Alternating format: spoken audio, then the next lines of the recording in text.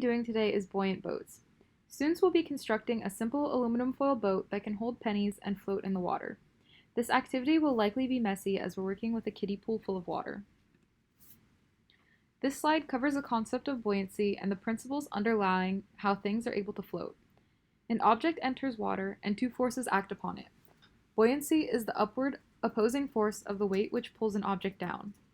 If the gravitational downward force is less than the buoyant upward force, an object will float. This buoyant force is created from the water the boat displaces. This slide explains how boats are able to float. An object will float if it weighs less than the amount of water it displaces. If an object displaced less water than it weighed, the gravitational force would be greater than the buoyant force, and the object would sink. This explains why a rock will sink while a huge boat will float. Now the students will draw a design for their boats. Make sure whatever they design is possible to build because some may go extravagant with their designs, which will be difficult to build. Their plan doesn't need to be detailed, but they need to have a clear idea of what to build.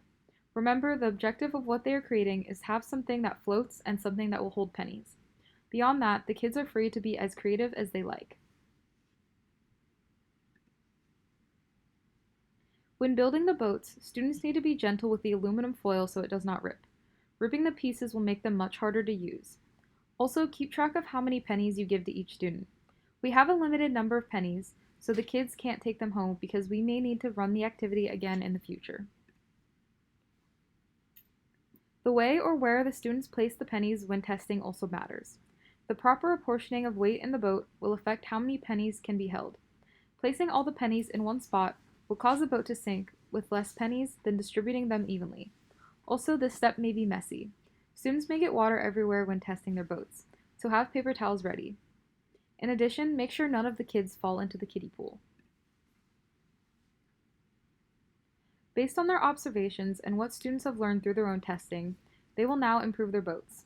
They can tweak what they've already made or build something entirely new and then retest. Keep track of what the maximum amount of pennies held by each of the boats is.